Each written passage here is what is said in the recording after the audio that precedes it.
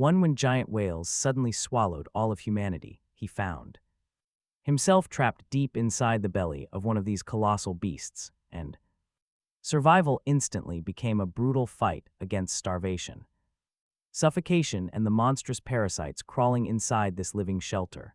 The only way for him to grow stronger was helping the whale clear out these deadly invaders. In return, the beast led him straight to supply crates, precious resources that meant the difference between life and death. But this was no ordinary ocean. Every single creature was abnormally massive, and even the parasites lurking inside the whale dwarfed him, turning every encounter into a desperate, bloody fight for survival, while other survivors scrambled desperately for scraps. Risking everything for one tiny crate, he realized right from the start that he possessed an incredible cheat. He could hear it, the giant whale's voice. Guided by those whispers, he grabbed 3 times more crates on his very first day. This let him pull way ahead of everyone else as he built strength, crafted solid gear, and prepared himself for the inevitable moment when the true horrors of this oceanic nightmare would finally reveal themselves. Now, before we see how he pulled off this insane run, please take a second to hit that like button and subscribe. It really helps the channel grow. Now, let's jump right back to where this crazy journey first started. Just a few hours earlier, cold seawater suddenly rushed in around him, drowning the pitch-black space completely. He choked and thrashed, barely managing to break through the surface to gasp for air. "What is going on?" he coughed. "Is my house flooded?" But something felt deeply wrong. It was pitch black, far darker than any normal bedroom should be. The ground beneath his feet was strangely soft, almost like wet rubber. Before he could make sense of it, the floodwater quickly drained away, leaving a slick, damp floor behind. He stood there, completely lost. This was definitely not his home. Then a mechanical voice echoed inside his mind, welcoming him to the survival world inside a giant fish. He had to coexist with it and explore this unknown world. Then, a survival box materialized right at his feet. Prying it open, he found some bread, water, and a simple hand crank headlamp. He immediately wound up the lamp, casting a dim yellow glow that pushed back the darkness. What he saw made his stomach drop. He was indeed inside a giant creature. The walls all around him were made of red, pulsing flesh, just like that voice declared. He was sitting in the stomach of a colossal fish. Strangely, he felt quite calm. If this was some kind of partnership, he was not in immediate danger. Once his nerves settled, he explored his new home. It was pretty small, about 5 meters wide and long and 3 meters high. At the far end lay a pool of foul-smelling yellow liquid. He figured it was stomach acid. Suddenly, a blue interface appeared floating right in front of him. It featured several tabs: communication, trading, a creature encyclopedia, and his personal stats. The only monster listed was his giant host, a giant whale only 1 day old, 30 meters long, and weighing 180 tons. Still just a newborn baby. That shocked him. If this was just an infant, how massive would it get as a full-grown adult? Next, he pulled up his own stats. He was pretty average, nothing special. A bit weak in the strength department, but slightly faster thanks to a regular running habit. Right then, his headlamp died. He sits down on the supply box, manually recharging it while scrolling through the world chat. Everyone is panicking, joking, or complaining, and most are completely lost. Nobody knows what to do. He agrees with one post: until they understand this world better, playing it safe is smart. Suddenly, the entire space begins to violently shake. He loses his balance and tumbles down, but the soft floor cushions his fall. It lasts for several seconds before finally stopping. The giant whale must be on the move. Suddenly, rushing water echoes. Instinctively, he grabs his supply box and presses himself tight against the wall. Next thing he knows, seawater floods in. Even with preparation, he is nearly swept away as it surges to his waist. Slowly, the flood drains out, flowing directly into the main digestion pool. Water drains, leaving a new wooden crate behind. He opens it to find more Bread and fresh water, this is how the supply loop works. The beast brings them. Before long, the cycle repeats as another massive wave of ocean water rushes in. This time he holds on easily, but instead of a crate, a massive pile of wet algae floods the space, quickly packing the entire stomach chamber. It looks exactly like the creature's actual food, then dead silence, that is when. But wait, a childish voice suddenly echoes in his mind, saying it is full and time to digest. He freezes. Through this strange connection, he realizes the whale has stopped moving to digest. The seaweed slowly drifts down toward the burning digestion pool, deep inside. Thanks to his new ability to read the massive creature's inner thoughts, he discovers that actively pushing the seaweed into the pool speeds up the process. This means the whale will spend more time active and swimming around. By keeping the beast moving, he can farm far more supply crates than anyone else. But while he is busy hauling the heavy green seaweed, disaster strikes. Out of nowhere, his arm is sliced wide open by some unseen threat. Leaving a deep, painful gash, he quickly jumps back and hears a hard, clacking sound. It is shell hitting flesh. Staring into the gloom, he spots a bizarre creature. Sporting a lethal spike right on its forehead, that weapon is definitely what cut him. Fortunately, it is not too aggressive, mostly just bouncing around aimlessly. Slowly, his panic fades into pure anger. He has absolutely no medical gear. If this wound gets infected in here, yeah, it is game over. He kicks the massive shrimp back to keep it from scoring another hit, then tears a strip of fabric from his shirt to tightly wrap the bleeding gash. With the bleeding under control, he goes right back to dragging the heavy seaweed toward the acid pool, keeping a sharp eye out for any more hidden threats. Once the chore is finally finished, his attention turns back to that pesky shrimp. His first thought is to just boot it into the digestive juices, but that shell is too valuable to waste. If he can harvest the armor piece intact, it would make an excellent forearm guard, providing some solid armor against future monster attacks. Not to mention that sharp forehead horn, it would make a killer weapon or tool.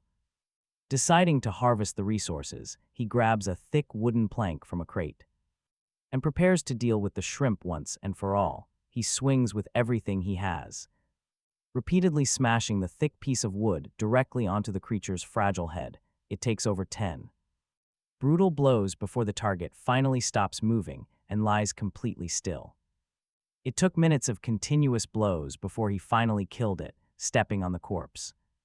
Pinning it down, he stomped hard on its head to snap off the sharp spike. With the sharp spike in his hand, he began carefully peeling away the giant shrimp's outer shell. He stared at the translucent, raw shrimp meat, his mouth watering almost instantly. He swallowed hard, wishing more than anything that he had some way to start a fire. Eating raw meat in a bizarre, hostile world was a massive, dangerous gamble. Suddenly, the chamber began to tremble violently as the giant whale started moving again. Without waiting, he carefully packed the raw shrimp meat safely inside his supply crate. Next, he looked down at the messy bandage wrapped around his arm. Fresh blood was already heavily soaking through the fabric, signaling a pretty serious situation. This cloth wasn't enough. He opened his system interface. He desperately searched the global trading channel, hoping to find anything that could stop the bleeding. Sadly, almost everyone on the channel was only focused on trading basic food. Anxiety grew, but then he got lucky. He spotted a single seller offering a medical bandage for 3 bread. Medicine was a lifesaver out here, meaning the price was steep. Talk about a brutal seller. 3 pieces of bread was an incredibly massive price to pay. Still, his arm was bleeding badly, and he had no time to waste. The real issue was that he only had 2 pieces of bread left in his inventory. He couldn't make the trade, so he clicked the seller's profile to negotiate. He messaged them, asking if they would take just 1 bread instead. The other trader shut him down instantly, arguing that life-saving items were worth every penny. He argued no one else had medical supplies, then asked if he was injured. Admitting the injury would definitely drive the price straight through the roof. He quickly decided to lie, knowing the truth would only make the trader raise the price. He claimed he was just being cautious and wanted to prepare in advance. The seller seemed to buy it, but then decided to keep the bandage. The trader decided he would rather keep the item for himself after hearing that reasoning. Desperate, he quickly offered to pay 2 pieces of bread instead. The seller replied with a smug tone, knowing he had guessed correctly. He saw right through the cover-up, and honestly, how could he not see it? On day 2, while everyone else wanted food, he was begging for medicine. With his cover blown, he put his absolute final offer on the table. He put forward his absolute final offer, 2 pieces of bread and 1 bottle of water. That was literally everything. If the trader said no, he was completely doomed. Even if it worked, he would only have 2 bottles of water left. If he failed to find food in today's remaining crates, he would have to starve. But the seller told him not to worry, showing a surprisingly decent side. He promised he wouldn't take advantage of someone in a life-or-death situation. Instead, the seller offered a surprisingly generous deal of just 1 bread and 1 water. Reading that message, he felt an unbelievable wave of relief wash over him. It almost felt too good to be true in a brutal place like this. He had somehow run into an actually decent person. Soon, the new trade request arrived. He accepted instantly. The trade items in his crate glowed bright blue. They vanished into thin air, and a clean bandage appeared in their place. He spots a roll of bandages. Snatching it up, he rips the bloody cloth off his wound. Pain flares as he pours half a bottle of water to clean the gash. He wraps the bandage tight, finally cutting off the bleeding. Right then, a private message pops up on his system screen. The sender claims he did not rip him off and asks how he got hurt.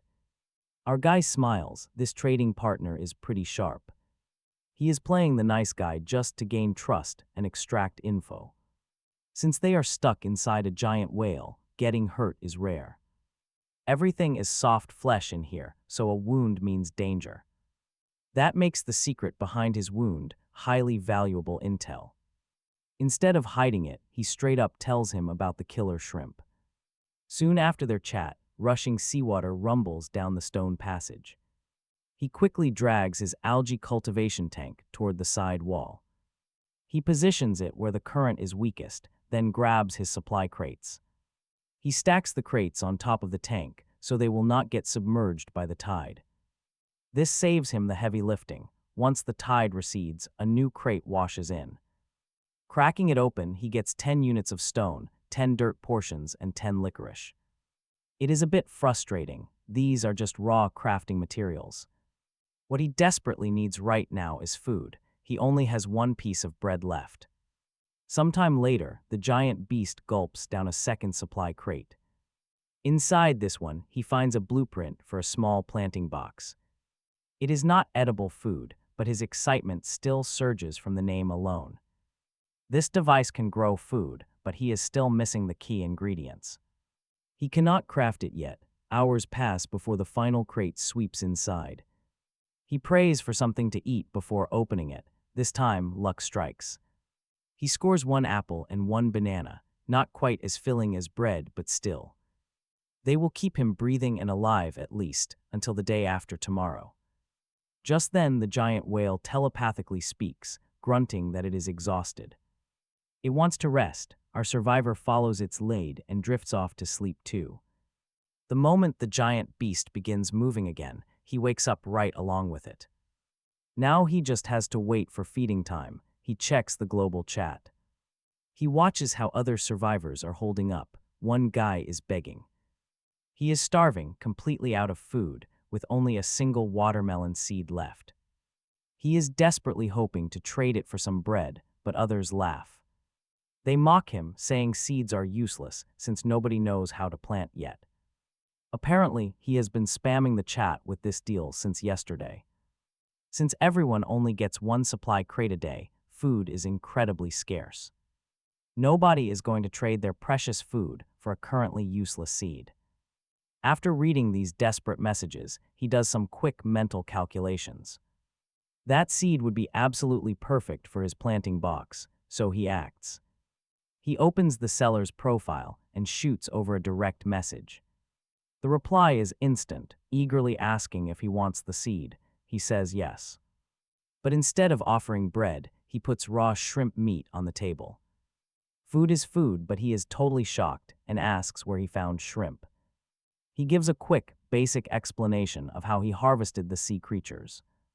He knew he hated eating raw food, and keeping it for long would only make it spoil.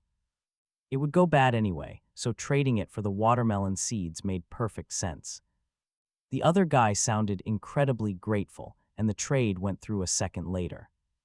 With the seeds in hand, Jiang was amazed at how massive the shrimp meat was. He introduced himself as Jiang Heitao, promising to help out if he ever needed it. He did not plan to rely on others, so he gave a polite acknowledgement. He quickly closed the system interface. A little while later, things changed. The distance shortened again, so he got ready to start hauling the seaweed. Worried about getting ambushed by those shrimp again, he put on yesterday's discarded shell. He strapped it tightly over his forearm to act as a makeshift shield. Before grabbing any seaweed, he carefully brushed through the strands with his hand. Sure enough, he found 3 massive shrimp, more than he faced yesterday. But with his newly acquired sharp spike, taking them down was much easier. No problem at all. Soon, the day's first supply crate floated inside. It entered the stomach space, yielding a canned yellow peach and sweet syrup. This was a massive win, packed with sugar to give him a quick energy boost. While waiting for the next crate, Jiang Heitao pinged him with another message. The man wanted to know if he still had any spine-scale shrimp meat left. He hesitated for a second, wondering how Jiang even knew the creature's official name. Jiang explained that he had stumbled upon it in the game's illustrated guide. He immediately pulled up his own guide and saw the newly unlocked entry. The description finally explained why these creatures were always hiding inside the seaweed. They simply fed on algae, but a strange question immediately popped into his head. If they were so common, why had not a single other survivor seen them? After pondering the mystery, he finally pieced together the likely explanation. Because he was actively speeding up the giant whale's digestion process. This beast was moving much faster than the whales holding other survivors. It had traveled deep into uncharted waters where these unique shrimp thrived. This meant he was already miles ahead of everyone else in this game. Instead of celebrating, he felt a deep chill. Talk about a double-edged sword. The farther the whale traveled, the deadlier the sea creatures would become. If it swallowed a monster he could not defeat, he would be completely doomed. Then Jiang dropped a bombshell about that very same shrimp meat. Eating it would actually boost a survivor's physical strength stat. Jiang wanted another piece and offered a rare blueprint he had just found. He stood frozen. This food could literally increase his base attributes. Curious, he asked about the blueprint, and Jiang revealed it was defensive armor. It was a spined helmet crafted from the shrimp's own shell. This was exactly what he needed, so he accepted the deal instantly. He immediately opened the blueprint to check the crafting requirements. It demanded 3 whole shrimp shells and 5 pieces of cloth. The shells were ready, but he had to wait for crates to get the cloth. If that failed, he could always trade with other players later on. Deciding to test it, he popped a piece of the meat into his mouth. The system chimed, confirming his strength had successfully increased by 1 point. He quickly checked his status screen. The stat boost was real, though he didn't feel any physical difference yet, probably because it was such a minor upgrade. Hours later, the second crate drifted in, bringing him stone, wood, and 10 pieces of cloth. He wasted no time and immediately started crafting. The spined helmet, the resources dissolved into blue light, and soon a helmet with 3 sharp horns materialized in his hands. He tried it on, confirmed the snug fit, and carefully packed it away in an empty crate, saving it for his next seaweed run, just a little while later.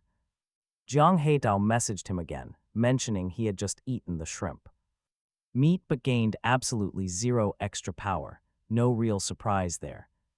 And he figured the stat buff only worked on the first try. The guy then seemed to hesitate, pointing out that his traded blueprint was actually pretty rare, and asked if he could get one more piece of shrimp. He thought about it for a moment, replying that if he caught more tomorrow, he would send another slice, even though the blueprint was clearly worth way more than some shrimp. He decided to stay cautious. If Jiang was lying and the buff actually stacked, he didn't want to get ripped off. He'd have to test it himself first. Before long, the unmistakable roar of rushing seawater echoed through the tunnel, signaling that his final supply crate of the day had finally arrived. Inside, he scored a portable heating pack. His heart raced with excitement, thinking he could cook his shrimp, but he immediately shot the idea down. The heater was a one-time use item, and wasting it on a tiny snack made absolutely no sense. By the time he opened his eyes again, it was already his fourth day in this bizarre world. First up, eating the leftover shrimp for breakfast, but just as he predicted, his stats didn't budge. He felt a tiny pang of disappointment, but accepted the reality.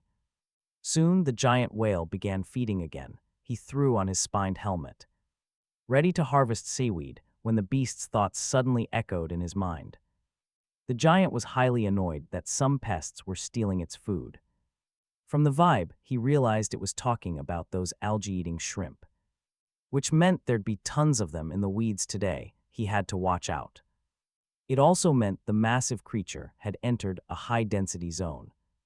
Suddenly, the entire stomach chamber violently shuddered, tilting almost completely vertical. He was caught off guard and went flying, crashing hard into the fleshy wall. Fortunately, the soft lining cushioned the blow, leaving him with just a spinning head, but the algae tank spilled everywhere, sending all his hoarded supply crates tumbling in every direction. He scrambled to grab one, knowing his prized canned peaches and heating pack were inside.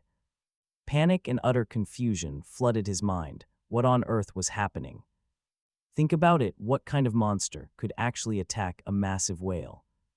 Right then, a deafening rumble vibrated straight through the whale's massive body, unleashing a powerful shockwave that hit him like a physical punch. His head throbbed in agony, but right then, he felt the beast's thoughts again, radiating sheer annoyance as it violently swatted away its food rivals.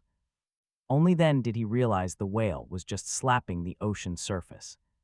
Shrimp, his tension finally eased as things gradually returned to normal. Resting briefly, he refilled the algae tank and retrieved the scattered supply crates. When the whale fed again, seawater flooded in again, but he quickly repaired the tank using the system interface. As he started hauling seaweed once more, he stayed completely alert. To his surprise, he found 10 dead shrimp among the algae, obviously killed by the whale's massive movements. Realizing this, he wondered how many he could collect by the end of the day. If this was just the first feeding, then the total could easily reach 50 or more, but he knew that if he just left them lying around, the next wave would sweep them away. So he chose to build a second algae tank for storage. When the next feeding started, he swept the shrimp into a corner, shielding them with his own body while assembling the container. He set up the two tanks in a V-shape, keeping his harvest perfectly secure. But on his fourth day, in this strange world, something new washed in with the seawater. Creature several meters long. Suddenly, his flashlight ran out of power, plunging his entire world into total darkness. And then, it gets worse. Heartbeat, the beast lunged straight out of the water at him. He tried to see clearly but failed. The pitch black amplified his panic, and suddenly, a heavy blow struck his head, claws scraping hard against his protective helmet. A harsh screech followed, and his entire body went numb with terror. His left hand, gripping his defensive spike, shook wildly as he struggled to stay calm. Then something slick and cold wrapped around his neck, sending a massive shiver down his spine. In the dark, he pictured a monstrous tentacle, Tightening around him, his breath caught and blood rushed directly to his face. Gasping for air, a massive wave of adrenaline surged through him, crushing his fear and leaving pure, raw rage. He swung the spike in his left hand blindly, not even caring if he stabbed himself. The beast shrieked, and he suddenly realized that the piercing noise came from directly above his head. He kept stabbing upward until he finally severed it. The cut piece thrashed wildly, spraying foul-smelling fluid all over his face while the coils around his throat loosened and fell away. After some time, the creature finally died, though its claws still clung tightly to his helmet. As his adrenaline faded, terror returned, and he did not dare move until the seawater receded. Only then did he recharge his light and scan the area. A dead, severed creature hung draped over his algae tank, dripping thick blood. Removing his helmet, he spotted 4 blade-like teeth bitten deeply into the metal. A cold sweat broke out as he realized the helmet had barely saved his life. Without those spikes on top creating extra space, those teeth would have pierced his skull. He opened the system database and pulled up the entry. This monster was a parasite living inside massive hosts, with jaws strong enough to crush a human skull like an eggshell. The truth left him shaken. This survival was pure luck. Catching his breath, he pried the beast's dead body off his helmet and slid it back on, sheltering safely between his 2 algae tanks until the feeding ended. Only then did he resume working, periodically recharging his flashlight. No way he wanted to face that nightmare in pitch darkness. By the end, he had collected 58 shrimp in total, 8 of which had intact shells perfect for crafting, while the rest were too damaged. He decided to trade the damaged ones and sent 3 shrimp, along with a newly crafted helmet, to Gyeonghaedao. Soon after, the first supply crate of the day arrived, containing iron ore, copper ore, and sand. He was slightly surprised to see actual metal resources appear. After calculating the situation, he realized that other survivors would soon encounter these shrimp as well, meaning their market value would eventually plummet. With that in mind, he quickly listed his shrimp on the trading channel using 5 different exchange options. He also announced their effect, stating that they could increase strength. The response was immediate, with people debating and questioning the claim, but slowly the trades go through. In a short time, he had successfully traded 43 shrimp. The remaining 7 intended for blueprints remained untouched, confirming that blueprints were incredibly rare. 3 hours later, after opening the second supply crate and obtaining more water, he reviewed his gains. He had acquired blueprints for a wooden foundation, an iron dagger, and spined leg armor, along with a large amount of food, medical supplies, metal ores, and basic materials. He decided to construct the wooden foundation. Right away, he was surprised to see a raised platform, supported by wooden pillars, high enough to stay above the water. For the first time, a dry place to stand. No more endless soaking for our guy. Its stability and confirming it was firmly anchored. He built 6 foundations and arranged them into a platform, moving all his supply crates onto it. Then he remembered the planting box blueprint and realized that he had likely been unable to build it earlier due to the lack of a foundation. Sure enough, he successfully constructed it and planted the watermelon seeds inside. Although there was no sunlight, he hoped it would still grow. With nothing else to do, he lay down on the dry platform to rest. A few hours later, another supply crate arrived, containing a fragment of a growth-boosting food guide. The next day, as feeding approached, he woke up and immediately retreated to the innermost part of the platform, remembering the parasite attack from before. After carefully scanning the water and finding no sign of danger, he relaxed slightly. But wait, 2 glowing points suddenly peer through the water, staring at him like eyes. When the water receded, he saw 2 glowing spherical creatures. He cautiously approached and nudged one with his spike, causing its light to dim. He stepped back instinctively, but it showed no hostility and simply adjusted itself before glowing again. Curious, he checked the creature guide and learned that it was a harmless glowing parasite that could potentially be used for lighting. Although slightly amused by the discovery, he quickly realized its potential if it gave off light.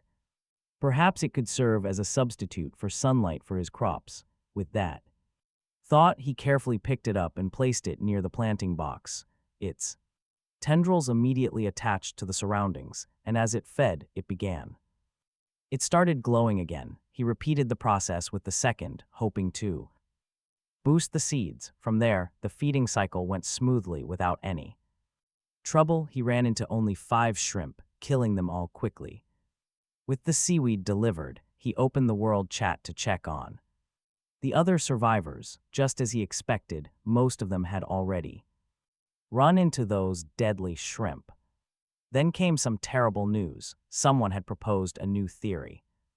Feeding seaweed to the digestive pool could increase the giant whales' travel distance. Once that idea was out there, the entire channel exploded into discussions. He immediately felt a wave of sheer panic. If others copied this trick, his huge advantage would completely disappear. At that moment, the first supply crate of the day drifted right in. Inside was a parasite clearing ticket for the steel-armored Leviathan. He found it pretty amusing since it looked like a tiny golden ticket. Soon, the system explained that using this ticket would let him enter the body of an adult steel-armored Leviathan and clear out all the nasty parasites inside. Once the task was complete, he would return with whatever items he managed to find inside. He realized this was a secret dungeon opportunity, but he did not rush to use it. With his current strength, even fighting a single spearhead worm was tough. He kept watching the chat instead, and it became obvious that others had confirmed the seaweed trick works. But the suffocating low oxygen inside the stomach was still a major obstacle. Without something like his algae cultivation tanks, anyone trying to move seaweed would quickly suffocate.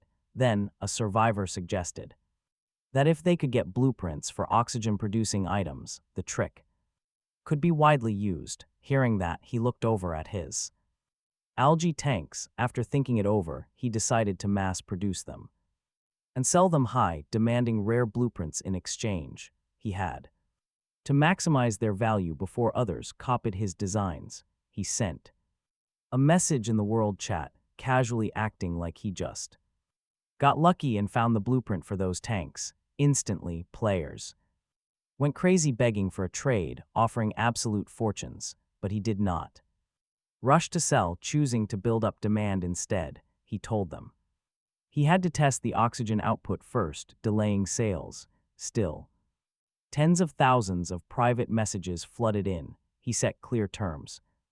Only rare blueprints would be accepted. This quickly weeded out most people, leaving only 8 serious buyers. This was an absolute win. Before the next feeding cycle could end, he used his remaining algae to craft 8 tanks and secured 8 rare blueprints. Soon after, his second supply crate arrived, giving him a sweet potato seed. This was huge because seeds meant a guaranteed future food supply.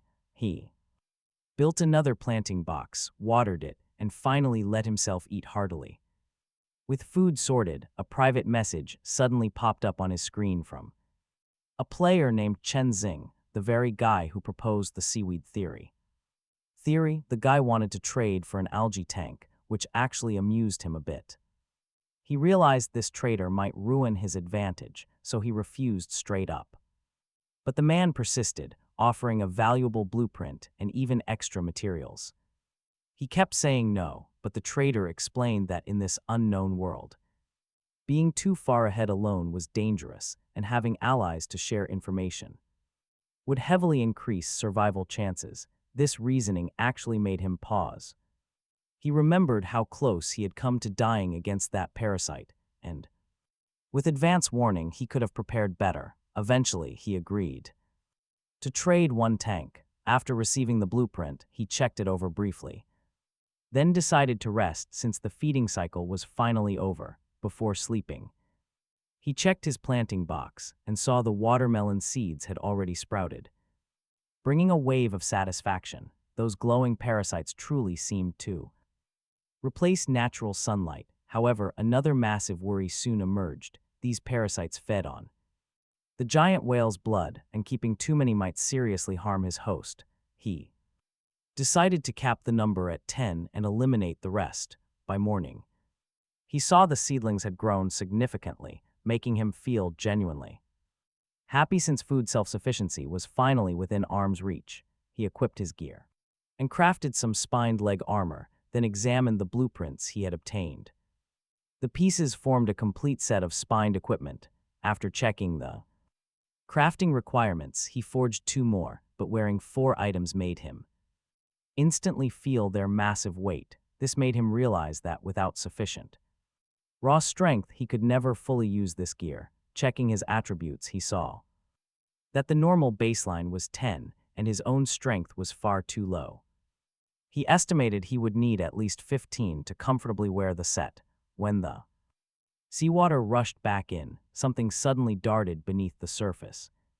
Creating a massive splash, he instinctively retreated onto the platform, watching very carefully. Once the water receded inside the stomach, he spotted a 1-meter-long whale glowing faintly on the slimy ground. He cautiously stepped closer and scooped it up, then checked the creature guide. It was a fast-swimming whale with highly nutritious, edible meat. Relieved that he had avoided getting struck by it, he sliced it up to eat a fresh portion. The system soon notified him that the meal increased both his constitution and speed, though it did not boost his strength. He was thrilled to gain multiple stats at once. Suddenly, Jiang He Tao sent him a message, thanking him again and gifting a valuable fertilizer blueprint. He immediately recognized its worth, since it could rapidly accelerate crop growth. The crafting recipe required grass and the giant whale's waste. After thinking it over, he recalled a specific tool blueprint he had found earlier, so he quickly crafted it. Next, he gathered the required materials, collecting the nasty substance directly from the digestive pool to begin brewing the fertilizer. Though the stench was absolutely horrific, he endured it while waiting for the process to finish. Later, he crafted a superior weapon using Chen Xing's blueprint and kept trading whale meat and algae tanks for essential resources. By now, other survivors were starting to recognize him, suspecting that he held some major hidden advantage in this game. That night, he checked his crops and saw the watermelon vines spreading even further, which instantly lifted his spirits. That day, he opened the compost bin and used the fresh fertilizer on his crops. When the giant whale began feeding again, he braced himself for impending danger. Right on cue, another spearhead parasite emerged, and the familiar dread returned. Forcing himself to stay calm, he stood his ground and fought back fiercely. Through raw reflexes and his reliable gear, he barely scraped by with his life. Once the threat cleared, he patched up the wound in the giant beast's stomach.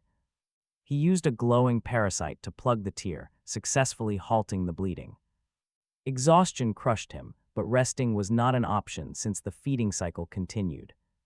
He quickly hauled the algae tanks onto the platform to secure a safer vantage point. Hiding away, he waited out the next wave, refusing to move until it was safe. With the danger gone, he got back to work, just as Chen Xing contacted him. The trader offered a rare strength fruit that could boost his stats by 5 points. Recognizing its value immediately, he knew this was exactly what he needed for heavy lifting. To grow it, he quickly built a special planting box and set to work. After carefully sowing the seed, he hoped for a great harvest. Soon, his luck continued. A new crate gave him an equipment slot, making it easier to carry heavy gear. With a lighter load, he spent the next few hours mass-producing more algae tanks. Trading them let him pile up a massive hoard of valuable resources. As his inventory filled up, he got a cabinet blueprint and built some storage. This heavily improved his item management. By the 8th day, he inspected his crops. Staring at them, he realized how much he craved real food with actual flavor. After another intense feeding cycle, he checked on the giant whale's health stats. The massive beast had grown quite a bit, sparking a brilliant new idea. If he could accelerate its growth, he would secure an even bigger advantage. He built more storage and harvested a massive load of fresh algae. Step by step, he optimized his setup. By day 9, survivor numbers dropped. People were dying off fast, likely killed by those same vicious spearhead parasites. Seeing an opportunity, he instructed Jiang He Tao to leak a crucial tip. He spread word about how effective the spined helmet was against threats.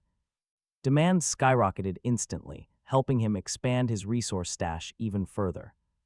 Later, a supply crate gifted him instant noodles, bringing a wave of joy. For the first time since arriving here, he enjoyed a real, warm meal. But on the 10th day, things took a highly strange turn. The daily supply crates failed to arrive, and even after an hour, nothing showed up.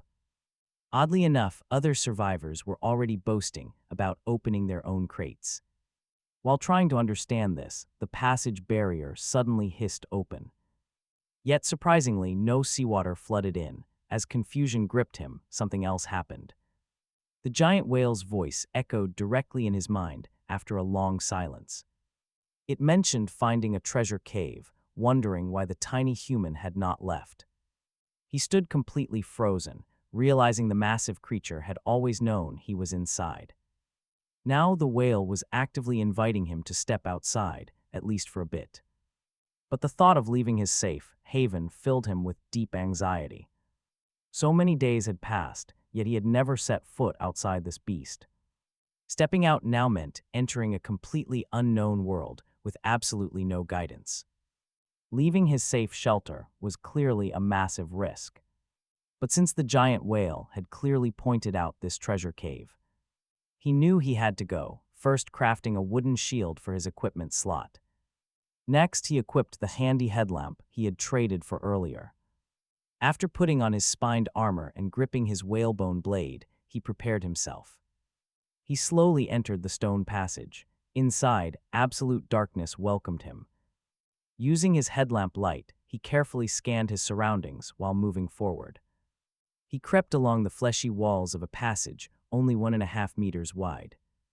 This forced him to bend over, while the incredibly slippery ground made him walk with caution. After traveling about 7 or 8 meters, he finally exited the tight passage. The space ahead suddenly opened up, though it remained pitch black. He felt no fear, knowing he was standing inside the giant whale's massive mouth. In this dangerous world, the safest place was actually inside this giant creature. After walking a few more meters, he hit a wall resembling a dense white brush. Reaching out to touch it, he realized it consisted of countless long, whisker-like structures. They were not soft like hair, but surprisingly firm, almost like bamboo strips. He realized these were the whale's filtering whiskers. To go outside, he must cross them. Luckily, they were only about 2 meters high, making them relatively easy to scale. He easily pulled himself up and immediately spotted a rocky wall ahead. Feeling his way forward along the whiskers, he eventually stumbled upon a narrow opening. It was a tight cave entrance about 1 meter wide, radiating a pitch-black, unsettling vibe. His instincts screamed of danger. This was definitely the entrance to the treasure cave. But the passage was so tight that he would be forced to crawl inside. If any danger appeared, even turning around would be completely impossible. Still, he pushed his hesitation aside. High risk meant high reward in this world. To survive, he had to face danger head-on without showing any fear. Having survived countless life-or-death situations before, he knew there was no safe way.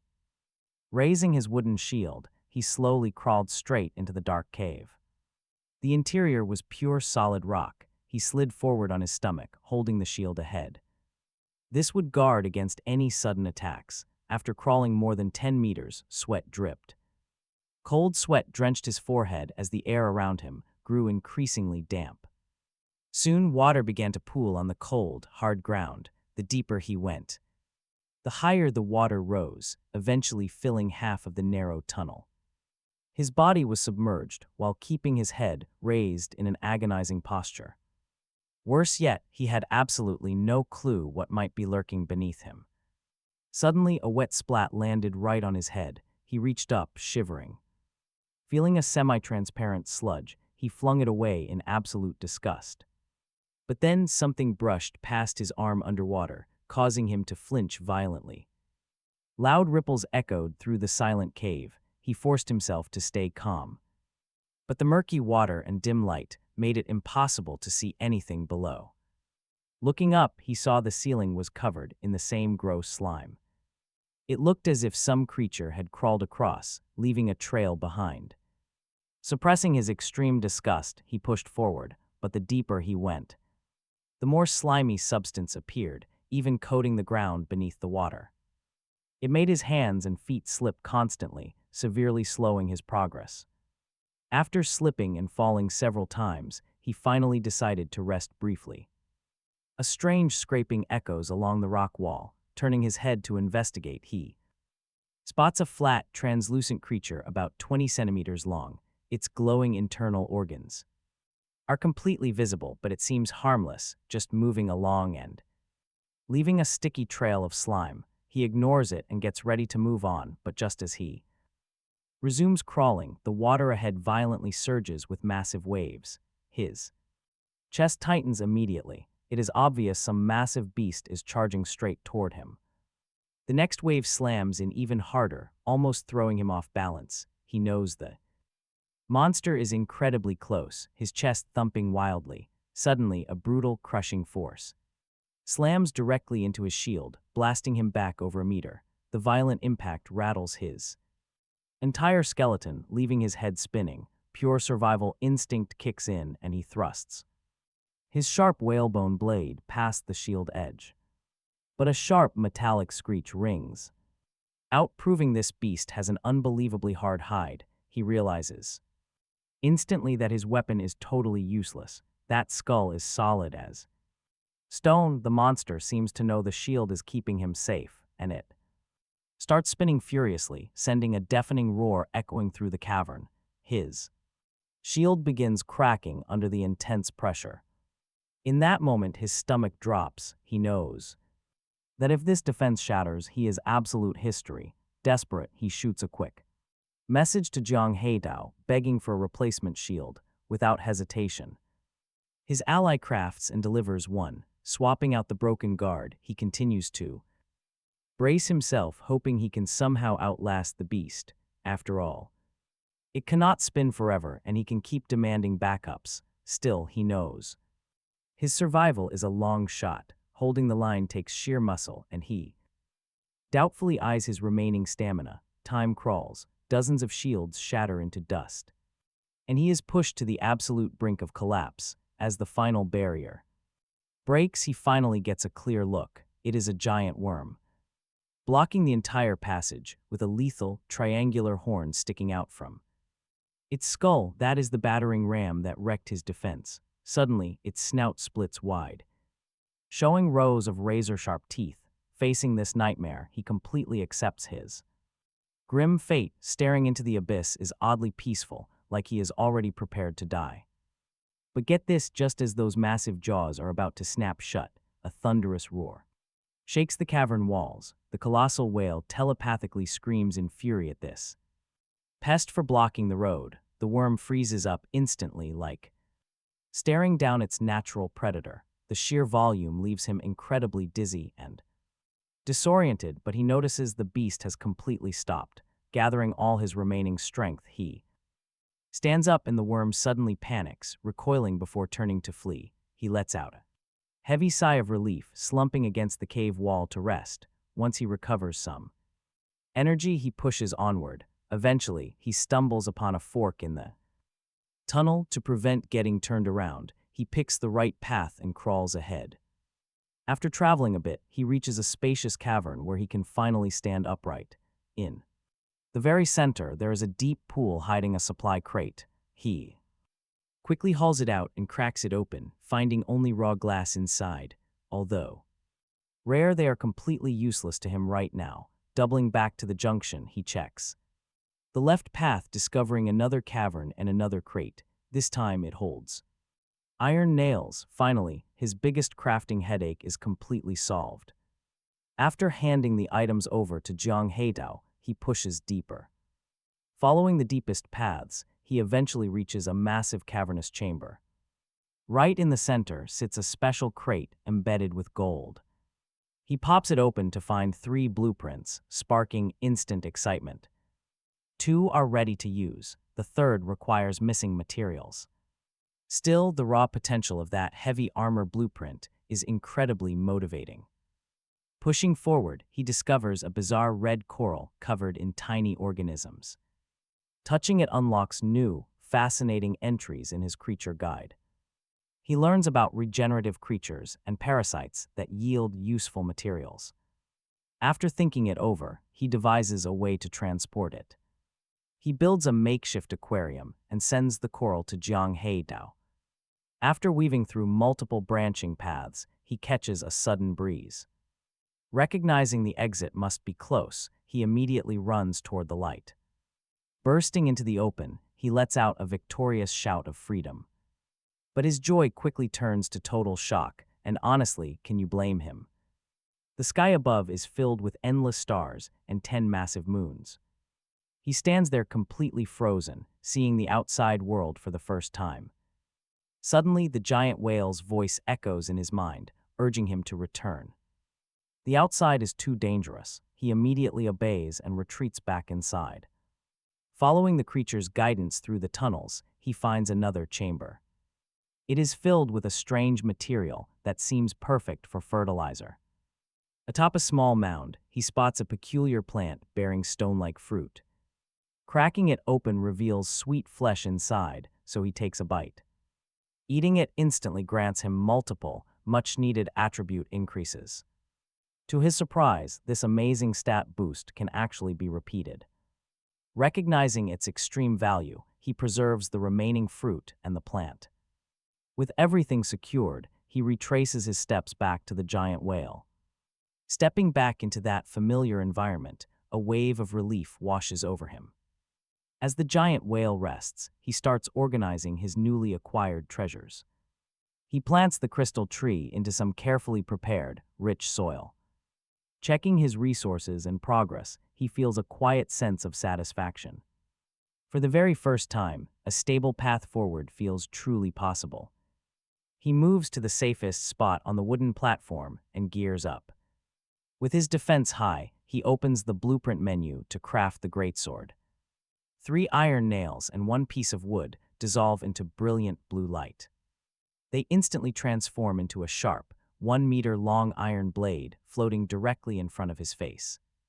Testing the weight, he realizes that even with his 10 points of strength, simple swings are a struggle, putting a heavy strain on his wrist.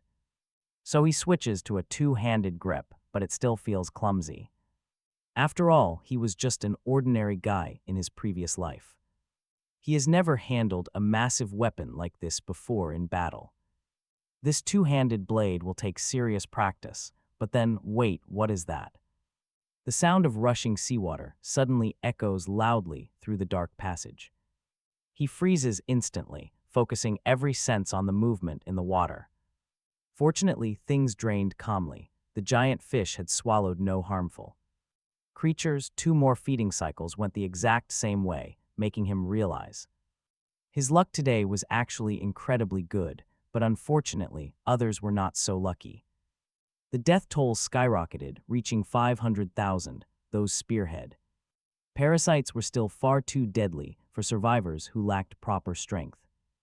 Meanwhile, he kept hauling seaweed toward the digestive pool. Around then, Jiang Heidao crossed paths with one of those deadly beasts. Luckily, our main character had already gifted him a full set of spined armor and explained the strategy, which allowed his friend to defeat the beast. Afterward, Jiang Heidao sent a thank you message. Hearing this, our guy reacted instantly and asked him to send over the corpse. He quickly extracted its blood, pouring it into the aquarium with the blood coral. The water changed color as the coral parasites woke up and got active, greedily soaking up the nutrients. Next, he grabbed some seaweed from storage to feed his gel snails. Once that chore was done, he noticed. His watermelon was fully ripe. He harvested it immediately, slicing it into juicy pieces to enjoy while relaxing on the platform. He had actually planned on growing these on a massive scale for complete self-sufficiency, but that would require 20 to 30 planting boxes. And his current space just could not fit all of that, even though the stomach space had grown slightly over time. It was still not enough. He estimated he would need at least 100 square meters before doing anything that massive. For now, he sent some watermelon to Jiang Heidao, and then his thoughts turned to Chen Xin, with communications open. Factions were bound to form. Believe me, in this world, numbers mean survival.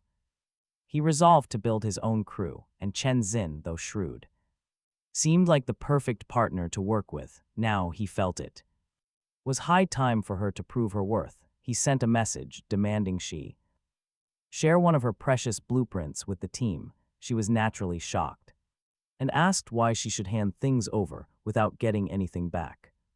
He countered that contributing was the first step to building real trust. After some back and forth, he laid down the law. If she did not like it, they did not need to team up. She quickly understood. With his massive vault of resources, no group she built could ever match him. Yielding to reality, she finally agreed and offered up her blueprints. One specifically caught his eye. It was a guide for processing blood coral materials. He picked that one instantly, and she sent the files over without arguing. In return, he gifted her some leftover watermelon, which left her absolutely stunned. She immediately demanded to know where he got it. He casually replied that he had grown it himself, adding that if she wanted more sweet perks like this in the future, she would have to step up for the team. He knew she was different from Jiang Heidao. Heidao was simple, but Chen Xin only moved for real rewards. After hanging up, he immediately crafted the new tool from that blueprint, grinding down the blood coral into a fine powder. By now, the water in the aquarium cleared up, showing the coral has finished its work. It fully absorbed the nutrients, growing noticeably larger than before. More blood meant faster growth. Without wasting a second, he broke off a tiny piece, dropped it into the tool, and ground it down. He kept grinding. Then a notification popped up. His effort yielded a small dose of blood coral powder. It increases constitution, temporarily spiking speed and strength while accelerating healing. Excitement washed over him because the potential of this buff was insane. With heavy armor weighing him down, he is going to need every bit of it. He swallowed the powder. Instantly, his blood boiled and his skin grew hot. Power flooded his body, massive power, checking his stats. His strength hit 15 and his speed skyrocketed to 19. He immediately threw on his full armor, grabbed his shield and blade, and tested his mobility. The gear was still heavy, but now it felt completely manageable. Finally, he moves with eyes in full gear.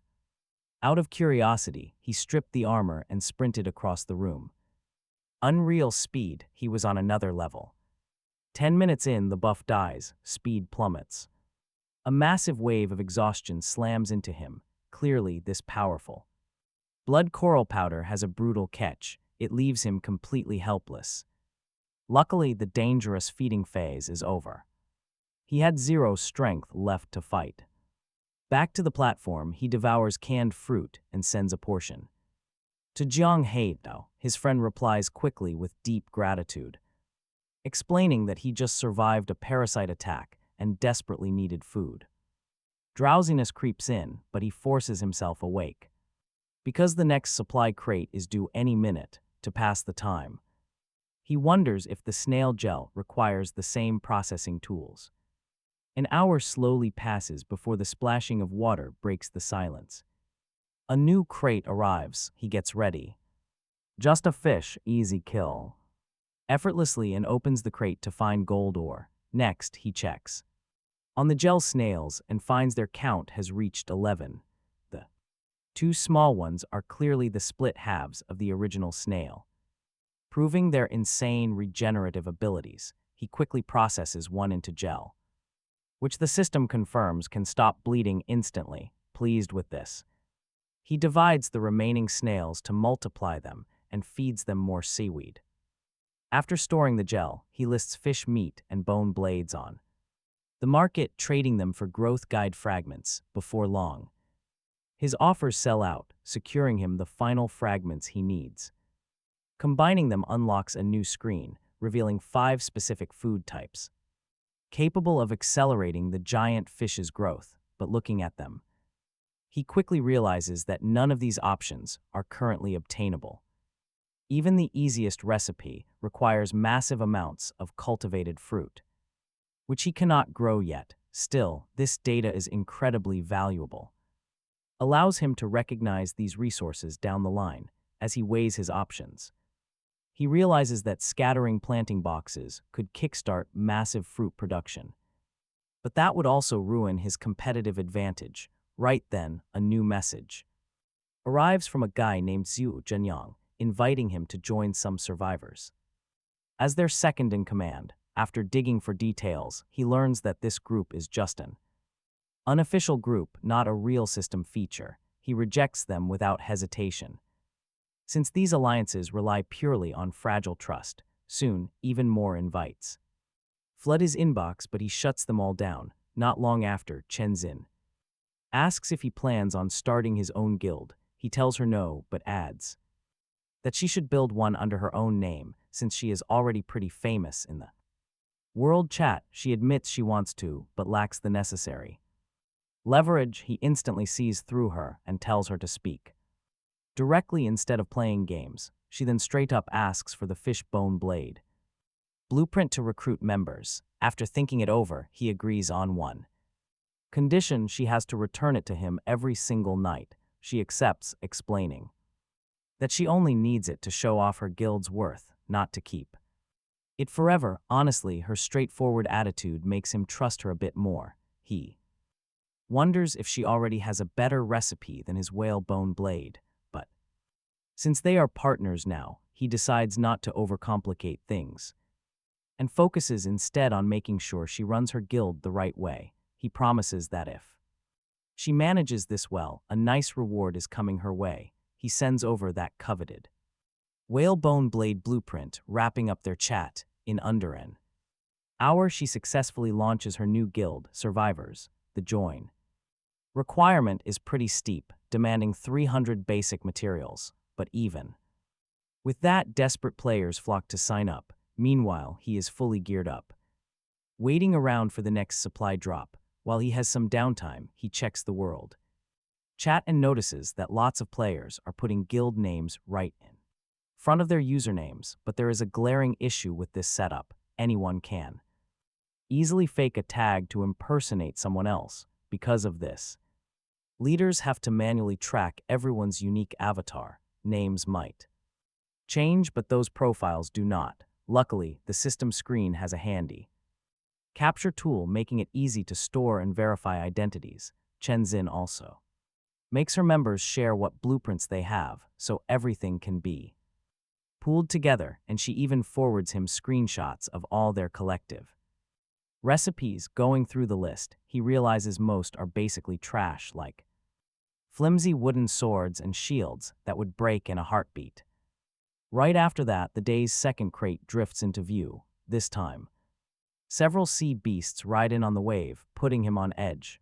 Luckily, as the tide recedes, he spots just 3 fast-swimming whales and instantly relaxes. He climbs down, cracks the box, and pulls out a diving suit blueprint. Finally, those 3 whales make sense. They were actually spawned. To getting the crafting materials, he carefully skins the beasts using his spikes, then pieces together the suit. As he finishes up, a brilliant blue light fades, revealing a sleek, heavy-duty diving suit right in front of him. His eyes widen. In this flooded world, gear like this would undoubtedly be extremely useful. The next morning, he woke up and checked everything. The golden seaweed had grown taller, the crystal tree was fertilized, and the gel snails had multiplied to 19, while the blood coral looked sluggish. It needed nutrients. Soon, the next water feeding phase began. Only two glowing parasites drifted inside with the water, with no dangerous beasts. He decided to craft a wooden bucket to replace the blood coral water. But just as he was about to scoop, something flashed below the surface. He scanned the area immediately, but could not see anything. Still, he backed away to the platform's far edge and waited cautiously. With no trouble after a long wait, he assumed he was fine. He went down, collected the glowing parasites, and placed them to illuminate things. But as he prepared to transport the seaweed, danger struck. A sharp, slicing sound echoed right behind him. He spun around quickly. A blurred afterimage rushed him. In an instant, his chest armor was pierced. Blood spilled from the wound, but thankfully, the armor absorbed the impact. It prevented a fatal injury while sending the attacking creature flying back. No time to blade because more sharp, slicing sounds echoed around him. He scrambled up the platform, heart pounding wildly in his chest. Talk about a clutch reaction. He quickly swapped his broken armor for new gear. Right then, another attack arrived. He quickly raised his arm, summoning his iron greatsword to clash directly with the incoming blur. Sparks flew as the beast was knocked back, but another strike came. This one came from the side, forcing him to react instantly. He blocked with a wooden shield. Finally, he saw the beast clearly. It was a disc-like organism with a ring of sharp, serrated edges, 4 spider legs, and a terrifying central mouth. No time to study it, because 2 more attacks rushed him. He dropped his sword, instantly summoning 20 wooden planks from his storage. They instantly formed a sturdy wooden door in front of him, trapping the 2 incoming creatures. The beasts got stuck instantly, but he still did not let his guard down. He listened closely, making absolutely sure no other threats remained. Only then did he finally remove his armor and grab his healing gel. His chest was already soaked in blood. He cleaned the wound and applied the gel. He watched with relief as the flesh sealed shut almost instantly. After wrapping it with a bandage, he checked the dead parasite closely. It was circular, armed with razor-sharp edges and 4 legs. The guide identified it as a deadly razor butterfly parasite, a blood-drinking horror that could easily kill a human in an instant. A cold shiver ran down his spine. The spearhead parasite was bad enough. Now an even more dangerous predator had emerged. Its tiny size made it hard to spot, and unlike the spearhead parasite, it was far more dangerous once the water receded. This world was clearly getting much deadlier. After storing the remains, he got back to work. He resumed carrying seaweed. Soon, the second feeding cycle began. And this time, both the spearhead parasites and those razor ones attacked. 2 creatures emerged together. He instantly realizes that waiting for the water to recede is far too dangerous if both strike at once, he cannot possibly survive. It is time to make a move. Before the razor beasts can react in the water, he dives in to target the spearhead parasite first. Pushing through the current, he leaps in and starts hacking away with his blade. Red waves churn violently as the parasite is sliced clean in 2. It thrashes, but he finishes it fast, dragging the body onto the platform and into the blood coral aquarium. Barely breathing, he backs away to catch his breath, scanning the dark water. Suddenly, the razor beasts start swarming toward the fresh bloods. They want it, and that is his golden opening. Knowing they are clumsy in the deep, he dives right back in and begins butchering them one by one. They are too slow to escape his blade. Within minutes, the entire pack is wiped out. Back on the platform, he double-checks the shadows before letting his shoulders drop. Now he knows their fatal flaw. With blood as bait, he can gather and slaughter them in batches. The only problem, getting a steady supply of it. He needs to harvest the spearhead parasites and bottle up their vital fluids. Luckily, with 2 guilds under his thumb, he can make others do the dirty work.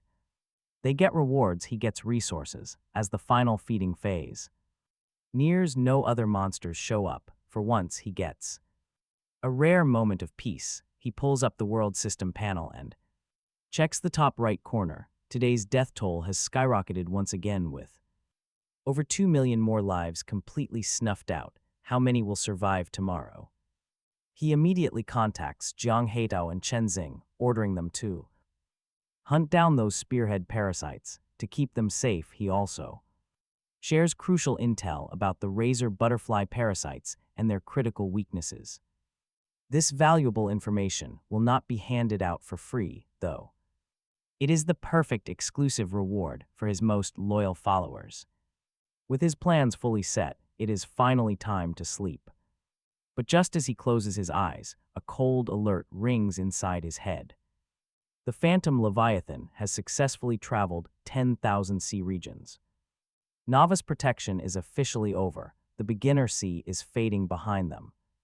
At its current speed, they will cross the boundary into the deep blue sea within a day. His mind trembles at the thought. These 10 days felt like absolute hell, yet it was only a tutorial.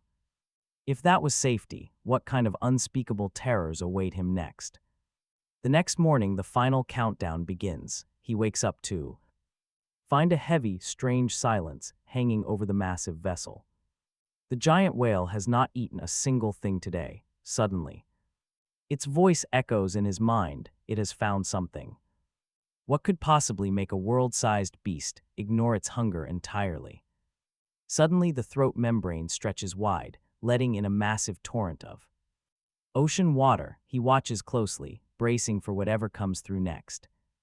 There was nothing. For some reason, the water was unusually murky. When the water receded, he noticed there was no seaweed this time. Instead, the ground was covered in sand, and among it lay a white sphere the size of an ostrich egg. He paused for a moment, then approached carefully. Upon closer inspection, he realized it was likely a whale egg. He touched it briefly and opened the biological guide. It described a large-headed whale, a carnivorous species that could grow up to 20 meters long and weigh 100 tons. Its flesh was said to be edible and flavorful, and its teeth could be used as weapons. He found it pretty interesting that touching the egg revealed info about the adult form, but what caught his attention most was the note about its flesh being edible. In his experience, that usually meant attribute bonuses. He cracked the egg, drinking the liquid. Inside, a strange sensation surged through his mind, but he endured it and swallowed everything. The system notified him that his intelligence had increased by 1. In that instant, he felt a remarkable clarity in his mind, as if his thoughts had become sharper and his control over his body more refined. He had not expected that a single point in intelligence could bring such a noticeable change. Soon after, the giant whale's thoughts echoed again, saying it seemed to have found something else. He could not help but think that this might be some kind of preparation before entering a more dangerous phase.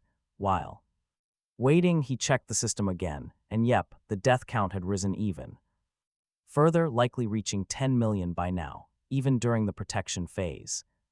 The losses were brutal, so he quickly crafted 2 portions of boiling blood coral powder and sent them to Jiang Heitao and Chen Xing. They were his allies. He had to keep them alive.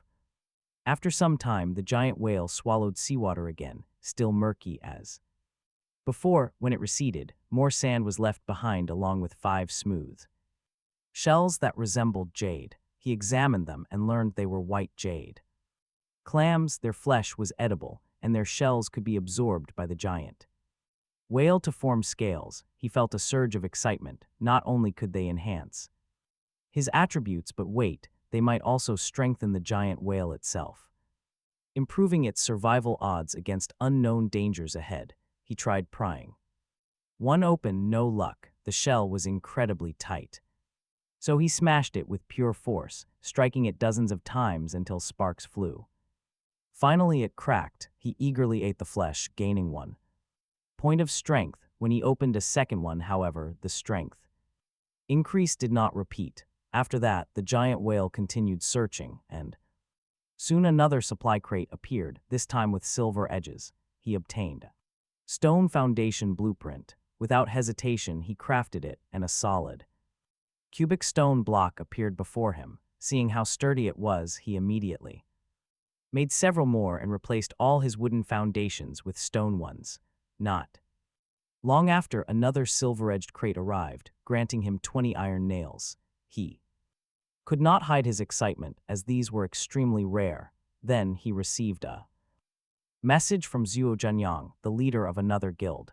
He explained that his guild wanted to trade for the whale he had listed, but he lacked valuable blueprints. Instead, he offered a flying rainbow positioning card, believing it would prove useful in the future. He could not help but smile when he saw this.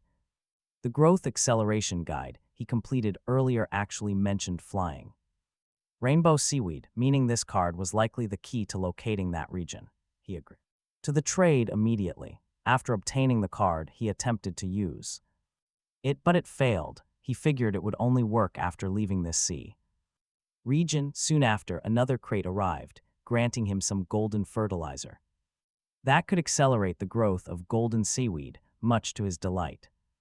Its slow growth was a constant worry. Then, another silver-edged crate arrived, containing silver fertilizer, though he had no clue how to use it yet. Soon after, the giant whale stopped moving, and its thoughts echoed once again, saying it had found another treasure cave. He instantly felt a massive surge of excitement. He quickly prepped his gear and stepped into the passage once more, telling Zhang Heitao to be ready in case he needed backup. But just a few steps in, the membrane behind him slammed shut. He froze. Even though he trusted the whale, being sealed in here made him uneasy.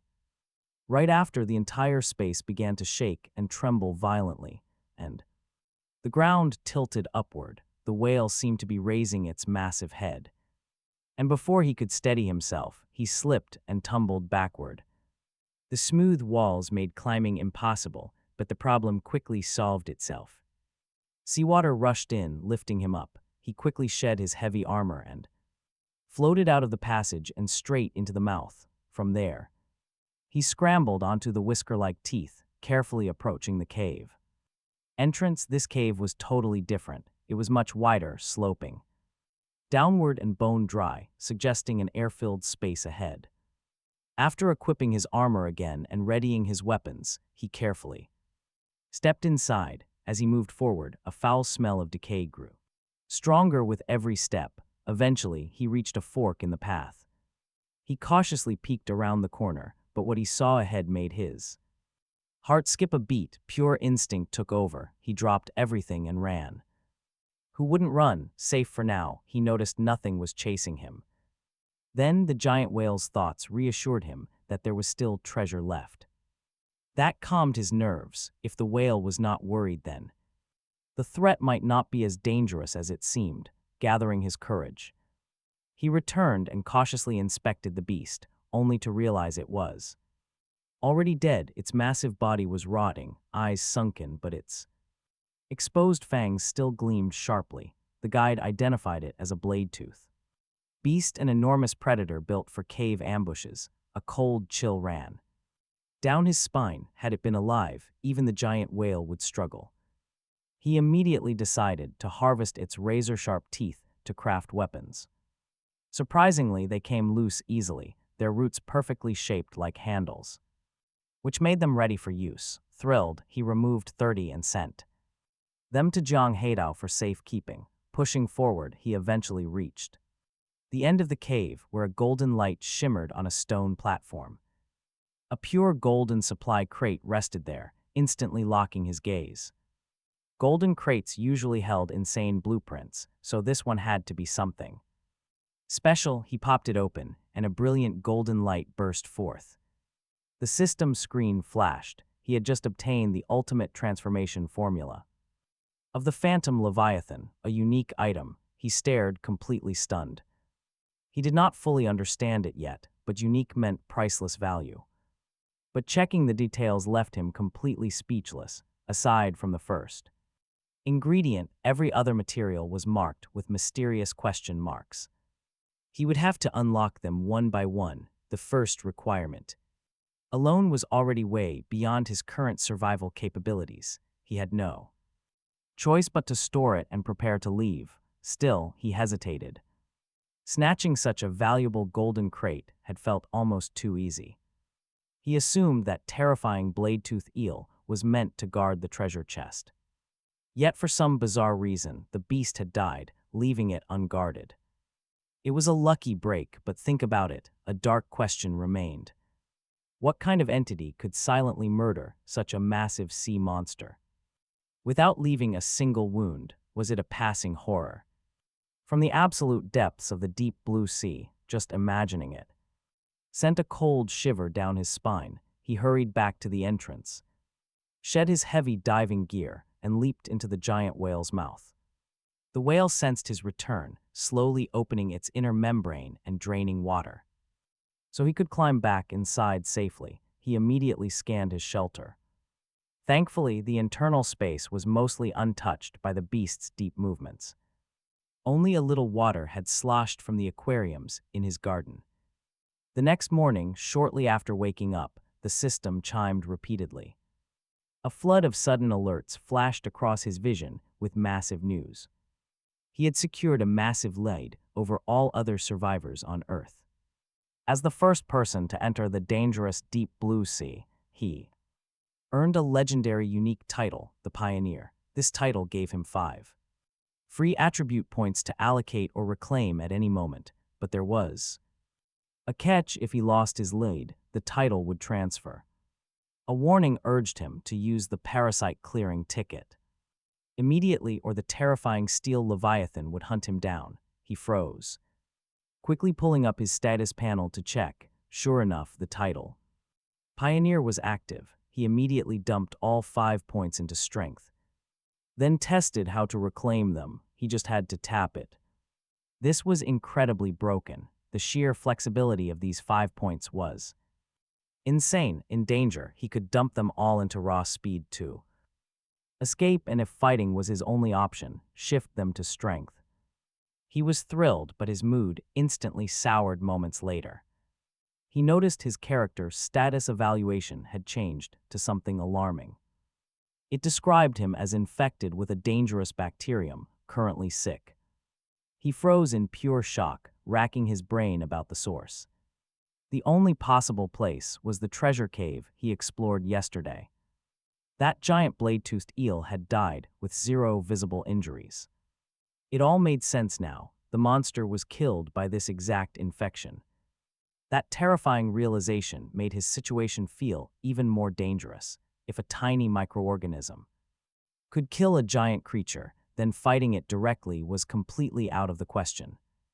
Still, he forced himself to stay calm. If he had been infected last night and spent a whole day without showing symptoms, then the bacteria might not be instantly lethal. With no cure, his only option was to endure it, so he dumped all 5 of his attribute points into Constitution, hoping to boost his resistance. After pushing that worry aside, he pulled out the steel Leviathan parasite clearing ticket from storage.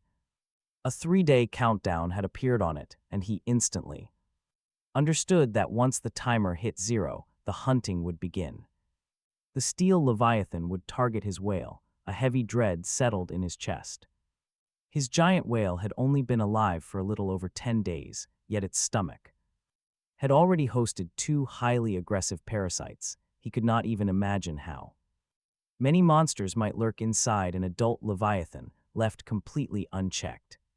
For years, it felt like his time was running out. Suddenly, the whale's thoughts echoed in his mind. It found something, but it was absolutely terrifying, and needed to head back immediately. He was totally baffled by what that meant, but then another system notification suddenly flashed before his eyes, confirming they had re-entered the beginner sea region.